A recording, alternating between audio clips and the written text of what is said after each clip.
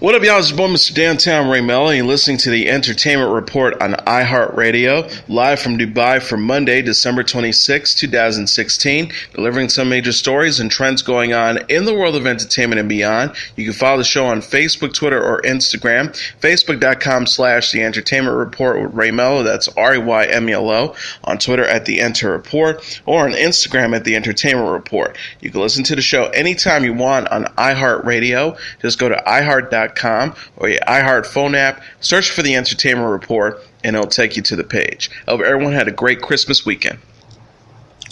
Pop icon George Michael has died of heart failure, according to the singer's longtime manager, Michael Littman. He was 53.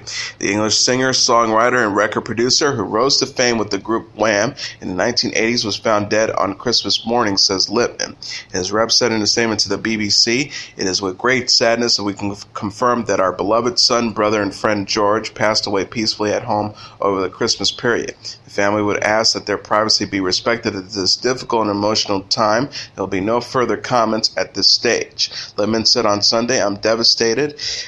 The manager received a call on Christmas morning notifying that Michael had been found in bed lying peacefully. The exact time of death is not clear at this time, but there was no foul play whatsoever, said Littman. The death by heart failure was unexpected, he added. Funeral services will be announced shortly.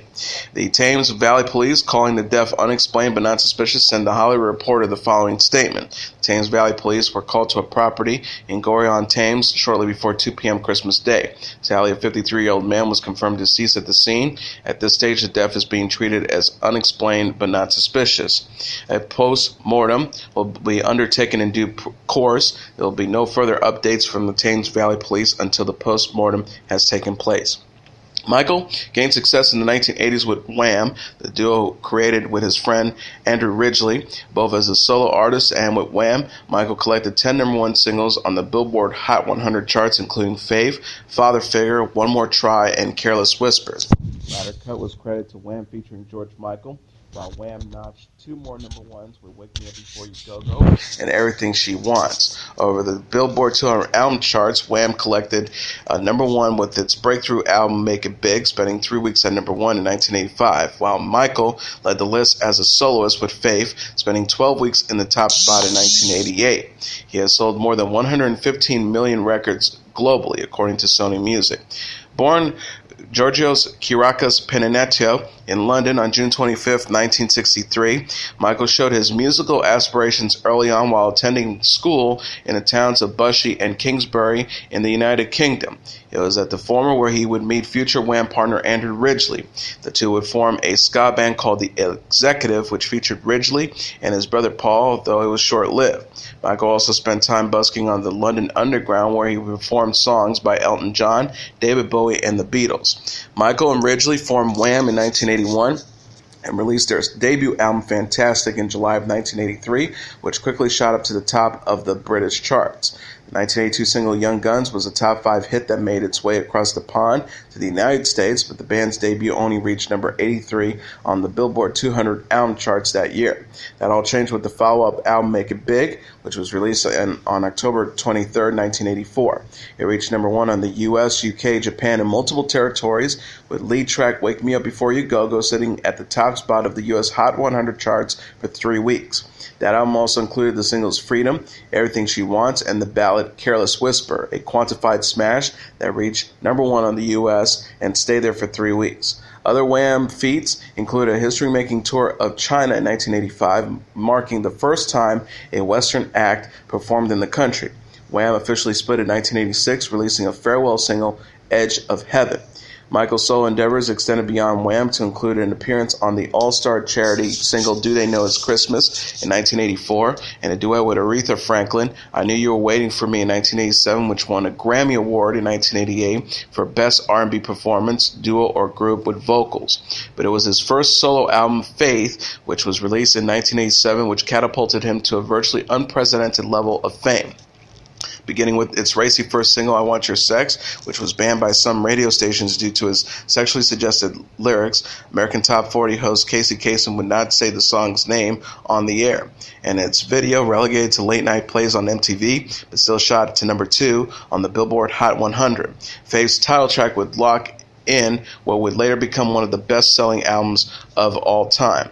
Followed by singles Faith, Father Figure, One More Try, Monkey, and Kissing a Fool. Faith spent 51 non-consecutive weeks in the top 10 of the Billboard 200 album charts, eventually selling more than 10 million copies in the U.S. according to the RIAA, and winning the Grammy for Album of the Year in 1989. That year, Michael was also honored by MTV at the MTV Video Music Awards, where he received the Video Vanguard honor. Subsequent solo albums, Listen Without Prejudice, Volume 1, released in September 1990, featured no videos, but still yield hit singles in Praying for Time and Freedom 90. However, Michael felt that his label, Sony, did not adequately promote the album, and it led to years of discord with the company. Instead, Michael released music, the single Too Funky, via the charity Red Hot Plus Dance for the Red Hot organization. 1992, Michael went to court in an attempt to break free from his recording contract with Sony Music Entertainment. He parted with the company in 1995, signing with DreamWorks for North America and Virgin elsewhere. Sources close to the negotiation at the time said Sony was to receive a cash sum of $30 million to $40 million as a payment to release Michael. This was to be paid by DreamWorks and Virgin against their earnings for the release of subsequent albums. Though he would not come out as gay officially until 2007, Michael was open about bisexuality and matters of sex in general. But an incident on April 7, 1998, an arrest for engaging in a lewd act in a public restroom of the Will Rogers Memorial Park in Beverly Hills would forever link him with the topic of sex. According to reports, Michael was approached by an undercover policeman for a sexual act. He later pleaded no contest to the charge. Disgrace with the law and the tabloids would continue for the next decade. In July 2006, Michael was accused of anonymous public sex at London's Hampstead Heath. Earlier that year, he was also arrested for drug possession and was released without incident. And in 2008 and again in 2010, received a DUI in the UK for driving under the influence of drugs. He joked often about his prolific use of marijuana. Appearances on the UK television shows like Top of the Pops and So Graham Norton, and with the likes of Elton John, like on the 1991 duet Don't Let the Sun Go Down on Me, kept Michael in the public eye for the rest of the 1990s and into the 2000s. In 2006, Michael embarked on his first world tour in 15 years, called 25 Live. It coincided with a 2-disc album called 25, released in 2008, and featured duets with Paul McCartney and Mary J. Blige, along with new songs. All told, Michael only released 5 solo albums: Faith, Listen Without Prejudice Volume 1, Older Songs from the Last Century, a covers standard albums, and Patience. He also released 2 greatest hit sets. His first live album, Symphonica, was his final album during his lifetime, released in 2014, and the last album produced by the late Phil Ramone. Michael would become more reclusive as the years went on. In the U.S., Michael was seen in the TV series Eli Stone and performed on American Idol in 2008. He also released a new track that year called December Song via his website for free. His pop culture relevance would not dissipate, however, with Michael continuing to show up promptly in the comedy Keanu, as well as the end of the film Deadpool. In 2011, Michael also released a cover of Stevie Wonder's You and I as a wedding gift to Prince William and Princess Kate. A month after the April nuptials, Michael announced dates of a European Symphonica tour to kick off in late August. In November, however, Michael canceled the remainder of the dates after battling pneumonia. Health problems would persist in the coming months and years, with Michael ending up in an intensive care unit and later revealing that he had undergone a tracheotomy. Throughout his life, Michael remained active in many charities, performing concerts to raise money for myriad causes, including HIV research. Friends, fans, and fellow musicians and Hollywood stars took to social media to mourn the performer. Elton John wrote, "I am in deep shock. I lost a beloved friend, the kindest, most generous soul, and a brilliant artist. My heart goes out to his family, friends, and all of his fans. Rest in peace, George Michael." James Corden tweeted twice. George Michael wrote Praying for Time 25 years ago, but I truly believe its message means more now than ever. He also wrote, I love George Michael for as long as I can remember. He was an absolute inspiration, always ahead of his time. Ryan Reynolds tweeted, George Michael was a kind and gentle soul, #Wham. Nick Lachey wrote, so sad to hear about the passing of George Michael today. He was a truly gifted singer and a musical inspiration. William Shatner tweeted, is this year over yet? Too many people are passing away. Rest in peace, George Michael. Ellen DeGeneres wrote, I just heard about my friend at George Michael's death. He was such a brilliant talent. I'm so sad. Ricky Gervais wrote, unbelievable. Duran Duran wrote, 2016, loss of another talented soul. All our love and sympathy too at George Michael's family. George Sakai wrote, rest with the glittering stars. George Michael, you found your freedom, your faith. It was your last Christmas, and we shall miss you. Audra McDonald wrote, come on, 2016, this is getting ridiculous. R.I.P. George Michael. Estelle wrote, rest in peace, George Michael. Thank you for your faith. Kevin McHale wrote, 2016, really, George Michael, unbelievably sad. Kamani Najani wrote, oh my God, R.I.P. George Michael, very sad. What a terrible year. Talib Kweli, the rapper, wrote, George Michael, R.I.P., damn. Gloria Gaynor, the disco queen, wrote, so sorry to hear about the passing of George Michael. My prayers and condolences go out to his family, friends, and fans. Katie Couric wrote, so sad to hear at George Michael passed away today. Loved his music and his heart. Hashtag last Christmas, hashtag R.I.P. Leanne Rhymes wrote, OMG, hashtag George Michael, no. We have lost too many beautiful souls this year. Hashtag RIP, you'll be greatly missed. Randy Jackson wrote, wow, RIP George Michael. Linda Carter wrote, RIP George Michael, gone too soon. Tegan and Sarah wrote, sad to hear about George Michael's passing. He was a big inspiration. Margaret Cho wrote, my God, rest in paradise at George Michael, an icon, an ally, a legend. Jordan Peele wrote, R.I.P. George Michael. The singer Josh Groban wrote, another beautiful voice, gone too soon. Laverne Cox wrote, I literally was watching this over and over again last week getting ready. Hashtag R.I.P. George Michael. Rob Lowe wrote, had the pleasure of knowing George Michael in the 80s, voice of an angel, now he can sing for them. Ben Winston wrote, so sad to hear about George Michael, the sound of a generation. He inspired carpool karaoke when he filmed this with us.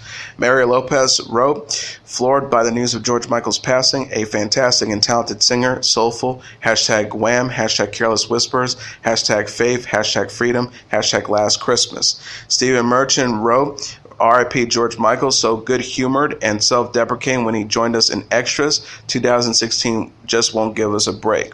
Miley Cyrus tweeted, miss you already. Thank you for your radical activism in the LGBTQ community. Love you always.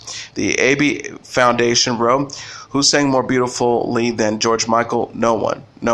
Graham Norton wrote, what a strange, sad end to our Christmas day. R.I.P. George Michael. Belinda Carlisle wrote, absolutely devastated about George Michael. What a fucked up way to end this year. Rest in peace, my friend.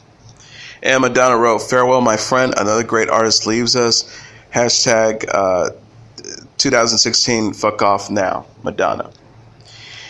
Harrison Ford was among the first celebrities to publicly react to Carrie Fisher's hospitalization after a mid-flight heart attack Friday. Ford and Fisher appeared together as Han Solo and Princess Leia in 4 Star Wars blockbusters, and Fisher recently revealed that they had a brief love affair decades ago. Ford told the Hollywood Reporter Saturday, I'm shocked and saddened to hear the news about my dear friend. Our thoughts are with Carrie, her family, and friends. Their co-star Mark Hamill wrote, as if 2016 couldn't get any worse, sending all our love to Carrie Fisher. Peter Mayhew, who played Chewbacca in the Star Wars universe, posted Saturday, on this Christmas Eve, join me in sending prayers and light to our princess. Carrie, the world is rooting for you, my friend. We love you. Kevin Smith, the filmmaker, who directed Fisher and Hamill in their big screen comedy, Jay and Silent Bob Strikes Back, wrote, I don't pray much anymore, but I'm praying for you right now. Carrie Fisher, please pull through. Fisher's brother Todd said that the 60-year-old actress is in the intensive care unit of a California hospital. She fell ill on the flight from London to Los Angeles, and an EMT passenger administered CPR until the plane landed, and she could be transported to the hospital. 20th Century Fox has released the first trailer for its sci-fi horror movie Alien Covenant. The 2-minute clip got nearly 1 million views in the first hours on YouTube Sunday. The press release accompanying the red band clip says the crew of the colony ship Covenant, bound for a remote planet on the far side of the galaxy, discovers what they think is an uncharted paradise, but it's actually a dark dangerous world when they uncovered a threat beyond their imagination in its attempt of harrowing escape. Directed by Ridley Scott, the movie stars Michael Fassbender, Catherine Waterston, Billy Crudup, Danny McBride, Demisha Beachore, Carmen Ejago, Emmy Zametz, Justin Smollett, Kaylee Hernandez, Nathaniel Dean, Alexander England, and Benjamin Rigby. The sequel to 2012's Prometheus is set for release on May 19th. Oscar-winning filmmaker Martin Scorsese says he waited for decades to adapt Shishaku Indu's novel Silence for the silver screen, but it took years for him to figure out exactly how to do it. Scorsese said at a New York press conference promoting the critically acclaimed film, which is in theaters now, 30 years ago was most important about it was the fact that I knew and I wanted to make it, but I didn't know how, and so it's taken about 20 years to reach this form. He also added it took many years to reread the book, making notes all the way through, and ultimately make a lot of other pictures, but it seemed to refine itself as the years went by until December 2006. We were able, Jay Cox and I, to write the script after I'd structured what I wanted to show from the book, and also we were able to tackle the last, I'd say, 30 pages of the book, which were the toughest. The 17th century set epic stars Adam Driver and Andrew Garfield as Portuguese Catholic missionaries who traveled to Japan, where Christianity is illegally under penalty of torture and death, to find their missing mentor, Father Cristavio Ferreira, played by Liam Neeson. The cast also features Claren Hines, Tinanadabu Asano, and Ishi Yagata. Scorsese, Cox, and Nielsen previously collaborated on 2002's Gangs of New York. And in a related story, Liam Neeson says his silent co-stars Adam Driver and Andrew Garfield took their roles as 17th century Jesus priests quite seriously. Nielsen said at a recent New York press conference promoting the film, Adam and Andrew did a retreat in Wales, a 7-day silent retreat, and did the spiritual exercises too. Driver, who was sitting beside Nielsen, says Andrew did the 30-day spiritual exercises. Yes, we met at Cebuenos with other G-Sits, and it was glaring, obviously, who the two actors were. But that was still fun to talk about later. Directed by Martin Scorsese, the film follows two Portuguese Catholic missionaries as they search for their missing mentor, played by Nielsen, in Japan, where Christianity is illegal and punishable by torture or death. Bad Moms star Kristen Bell has announced via Twitter there is a holiday-themed sequel to the big screen comedy on the way. Bell tweeted, "Get ready, it's about to get festive as a mother. A Bad Moms Christmas coming for you winter 2017. Hashtag Bad Moms Christmas." The message accompanied a 20-second video with the scrolling "Attention all bad moms." Between all the shopping, gift wrapping, cleaning, cooking, holiday cards, teaching gifts, potlucks, end-of-the-year performances, visits from in-laws, Christmas parties, decorating, holiday travels, cookie baking. Remember, you're doing great. And on November 3rd, 2017, these mofos have your back, Bad Moms too. The clip ends with a photo of Belle and her Bad Moms castmates Mila Kunis and Catherine Hahn having a drink at a bar while holiday music plays in the background.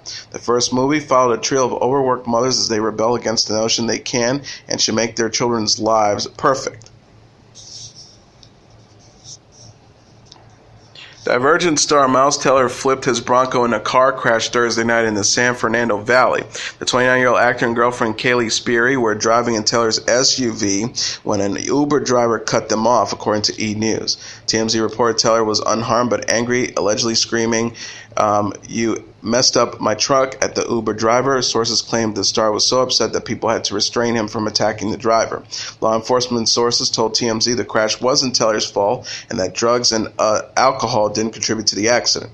The two passengers in the Uber were transported to the hospital with minor injuries. Teller was previously involved in a near-fatal car crash when he was 20 years old. He revealed as much to CBS News in November, discussing his belief for this character who suffered a spinal injury in a crash. The star said, "I got ejected from a car that was going 80 miles an hour that flipped 8 times when I was 20 years old, and the EMT told me 99.9% of the time the car rolls over, you get paralyzed, so I was very fortunate." He recounted, "I was 50 feet away from the car. The cops saw me covered in blood and thought I was dead." Teller is known for playing Peter Hayes in the Divergent series of films and for starring in the drama Whiplash. He's slated for Thank You for Your Service with Haley Bennett and Granite Mountain with Ben Hardy. Warner Bros. Says Jesse Eisenberg, Jeremy Irons, and Connie Nielsen will reprise their various DC Extended Universe roles in next fall's eagerly awaited Justice League movie. The casting was confirmed Thursday in the studio's 2017 media preview.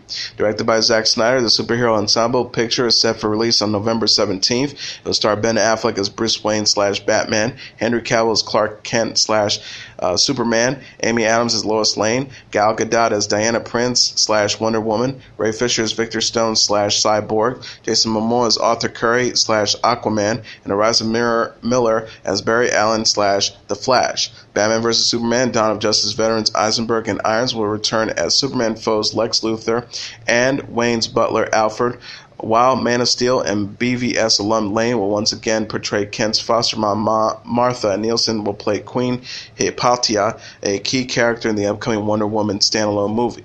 Veteran character actors J.K. Simmons and Willem Dafoe have also joined the movie. Missing from the cast list is previously reported Ciarán Hinds. A synopsis explains, fueled by his restored faith in humanity, inspired by Superman's selfless act, Bruce Wayne enlists the help of his newly found ally Diana Prince to face an even greater enemy.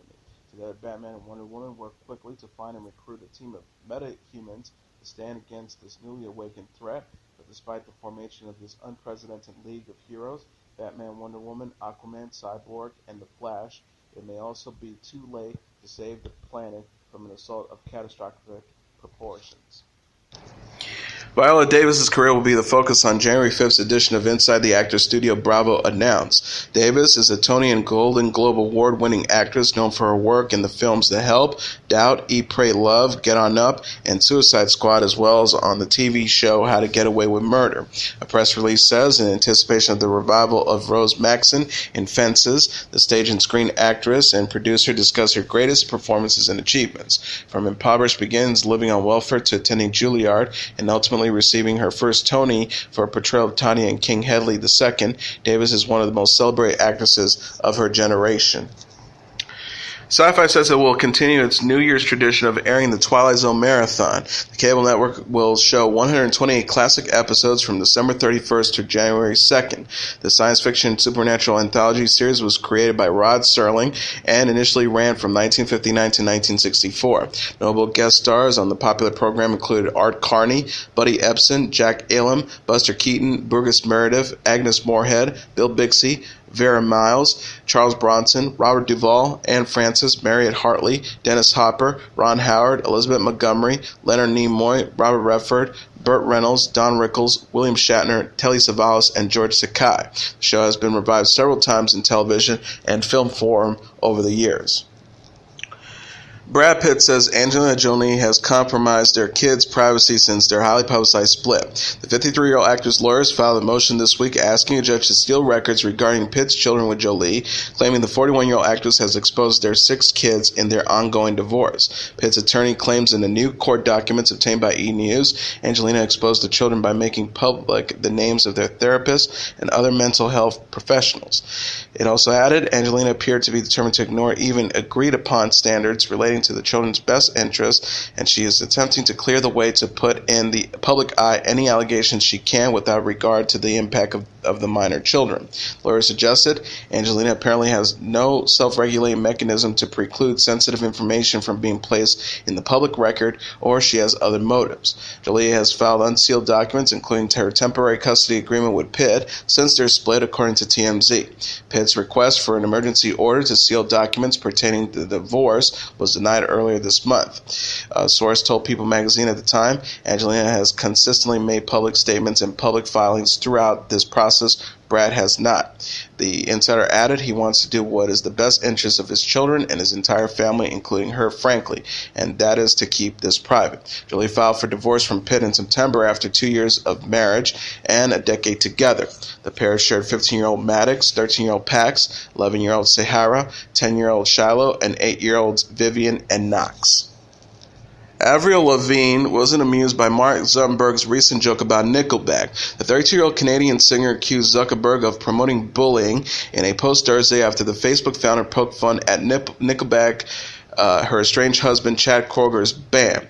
Levine wrote, "Dear Mark, many people use your products. Some people love them and some people don't. Either way, you allowed your musical opinion. However, your jab at Nickelback is in poor taste." She also added, "When you have a voice like yours, you may want to consider being more responsible with promoting bullying, especially given what's going on in the world today."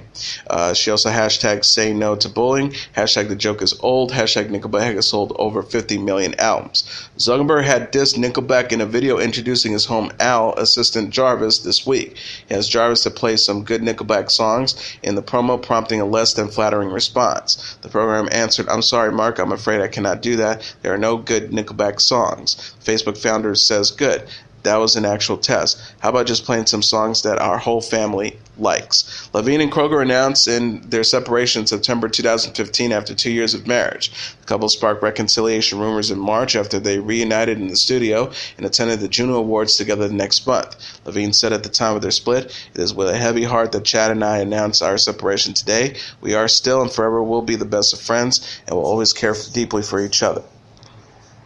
Nick Cannon revealed on social media that he spent Christmas inside a hospital due to complications relating to lupus. The Americans Got Talent host wrote on Instagram alongside a photo of Cannon's arm being wrapped in a hospital bed. "For all those who have been trying to contact me the last few days, this is where I've been, and I will be in the hospital through Christmas. I continue all good though. Doctors say I will be back to normal before the New Year's. Hashtag lupus sucks. Hashtag incredible. Hashtag warrior." Cannon was diagnosed with the autoimmune disease in March of 2012. The actor had formerly posted another photo from a hospital bed on social media in July of 2015, possibly due to lupus complications, calling it a temporary pit stop at the time.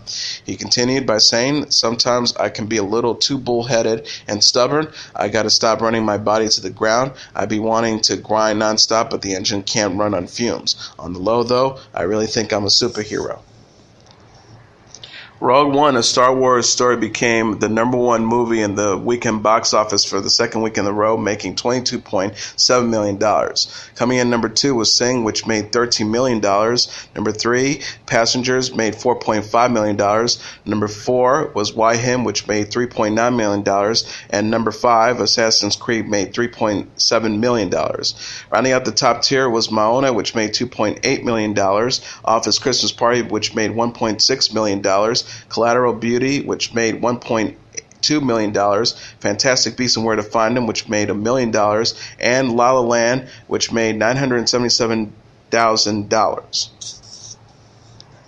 And now let's take a look at what happened on this date in entertainment history. On this date in 1973, The Exorcist, a horror film starring the actress Linda Blair as a girl possessed by an evil spirit, makes its debut in theaters. It will go on to earn a reputation as one of the scariest movies in history. The Exorcist was based on William Peter Blatty's 1971 novel of the same name about the last sanctioned Catholic exorcism to take place in the United States in the late 1940s. In the film, Blair plays Regan, a sweet 12-year-old girl who begins suffering bouts of bizarre behavior. When her concerned mother, played by Ellen Burstyn, contacts a priest, he recommends performing an exorcism. Max von Sydow and Jason Miller play the two priests who eventually conduct the exorcism at the home where Regan lives in the Georgetown section of Washington, D.C. Directed by William Franken, The Exorcist was a huge box office success. The film terrified audiences to the point of fainting, in some cases with scenes in which Regan's head spins, her body levitates, and she vomits green bile. The film was nominated for 10 Academy Awards, including Best Picture and Best Director, both of which it lost to The Sting. The Exorcist spawned the two sequels, Exorcist II, The Heretic in 1977 and The Exorcist III in 1990, which was written and directed by William Peter Blatty, who won a Best Screen Oscar for the original movie in the series. Exorcist: The Beginning in 2004 was directed by Rennie Harlin, and Dominion, prequel to The Exorcist in 2005, helmed by Paul Schrader. The Exorcist catapulted Linda Blair, who got her start in show business by acting commercials as a child, to fame in Hollywood and earned her a Best Supporting Actress nomination. She lost to Tatum O'Neal in Paper Moon, though she went on to star in a string of made-for-TV movies and to reprise her role as Regan in Exorcist II, The Heretic. None of Blair's later projects achieved the same commercial success as The Exorcist. And as your entertainment report for Monday, December 26, 2016, I'm your host, Mr. Downtown Ray Melo. I'll be back tomorrow to deliver some major stories and trends going on in the world of entertainment and beyond. You can follow the show on Facebook, Twitter, or Instagram. Facebook.com/The Entertainment Report with Ray Melo. That's RAYMELO. On Twitter at The Enter Report, or on Instagram at The Entertainment Report. You can listen to this episode or any previous episodes of The Entertainment Report anytime you want on iHeartRadio. Just go to iHeart.com or your iHeart phone app, search for The Entertainment Report, and it'll take you to the page. Good night, and God bless you all.